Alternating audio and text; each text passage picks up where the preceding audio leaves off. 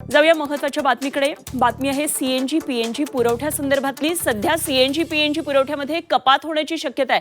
America Iran युद्धामुळे gas पुरवठ्यावर याचा मोठा परिणाम झालाय। मुंबई, ठाणे, नवी मुंबई अशा सर्व शहरांमध्ये आता सीएनजी पीएनजीचा तुटवडा जाणवणार का असा एक मोठा प्रश्न उपस्थित झालेला आहे। सीएनजी पीएनजी पुरवठा विस्कळीत होण्याची शक्यता निर्माण झाली आहे आणि महानगर गॅस लिमिटेड म्हणजेच एमजीएल यावर आपली भूमिका आता स्पष्ट करणार आहे।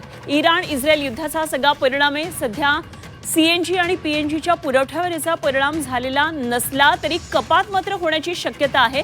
महानगर गॅस लिमिटेडने हे स्पष्ट केलंय। पीएनजीचा हा तुटवडा निर्माण झाला तर सामान्य नागरिकांना त्रास सहन करावा लागणार आहे आणि सीएनजी अभावी शहरातली सार्वजनिक वाहतूक व्यवस्था सुद्धा कोलमडेल।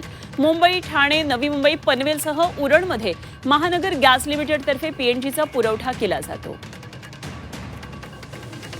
तर काय नेमके या संदर्भातले आणखी सविस्तर तपशील जाणून घेऊया। आमचे प्रतिनिधी ओम देशमुख आपल्याबरोबर जोडले जातात। थेट जाऊया ओमकडे। ओम, निश्चितच एक सध्या सर्वसामान्यांवर एक टांगती तलवार आहे, कारण गॅसचा पुरवठा कुठेतरी कमी होतो आहे। तुटवडा पुढच्या काळामध्ये भासणार का अशी सगळी परिस्थिती निर्माण झाली आहे। काय नेमके या संदर्भातले सविस्तर तपशील आहेत?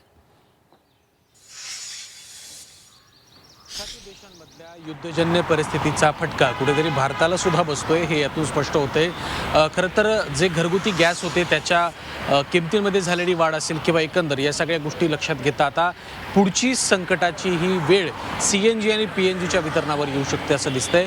महानगर गॅसने दिलेल्या माहितीनुसार किंवा महानगर गॅसने या संदर्भात जी भूमिका स्पष्ट केली आहे त्यानुसार येत्या काळात सीएनजी आणि पीएनजीच्या पुरवठ्यावर सुद्धा मर्यादा येऊ शकतात अशी माहिती समोर आली आहे। मी सध्या या सगळ्या पंपावरती उभा, ज्या ठिकाणी महानगर गॅसकडनं वितरण केलं जातं। आपण मागे दृश्यांमध्ये सुद्धा पाहतोय की कशा प्रकारे या ठिकाणी वाहनाच्या रांगा आहेत आणि एकंदर वितरणाची जी पद्धत आहे त्याचा या ठिकाणी आपण हे बघतोय की महानगर गॅसकडनं जी गॅस वाहतूक केली जाते किंवा गॅसचा पुरवठा केला जातो त्याचा वाहनं असतील किंवा इतर आस्थापना असतील त्यामध्ये वापर केला जातो।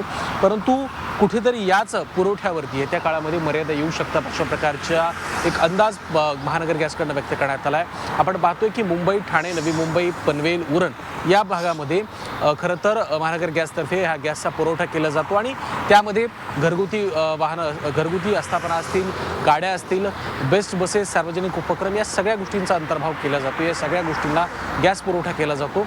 त्यामुळे कुठेतरी जर येत्या काळात सीएनजी आणि पीएनजीच्या पुरवठ्यावरती जर मर्यादा आल्या तर खूप मोठं संकट हे मुंबई आणि महानगर परिसरामध्ये येऊ शकतं।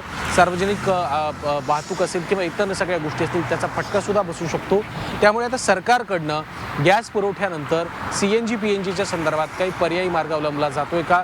ज्या प्रकारे आंतरराष्ट्रीय पातळीवर इतर देशांकडनं गोष्टी खरेदी करण्याचा निर्णय शासनाकडनं घेतला जातोय त्याच प्रकारचा काही निर्णय सीएनजी पीएनजीच्या संदर्भात सुद्धा घेतला जातोय का, हे देखील पाहणं महत्त्वाचं असणार आहे। जर हे संकट गहिरं झालं तर निश्चित मोठा परिणाम हा सार्वजनिक वाहतुकीवरती सुद्धा होऊ शकतो, एकंदर परिवहन व्यवस्थेवरती सुद्धा होऊ शकतो। दुसऱ्या बाजूला जर आपण पाहायला गेलं तर या सगळ्या गोष्टींमुळे देशात अनेक गोष्टींचा सामना हा देशवासियांना करावा लागू शकतो। त्यामुळे सरकारकडनं या संदर्भात काय उपाययोजना केल्या जात आहेत आणि मुख्यत्वे आखाती देशांमध्ये जी युद्धजन्य परिस्थिती निर्माण झाली आहे त्यावरती तोडगा काढण्यामध्ये आता आंतरराष्ट्रीय पातळीवर विविध देशांना यश येतंय का, हे देखील पाहणं आता महत्त्वाचं असणार आहे। कसा परिणाम होतोय सगळं बघावं लागणार आहे। धन्यवाद दिलेल्या माहितीसाठी ओम देशमुख आमचे प्रतिनिधी आपल्याबरोबर होते।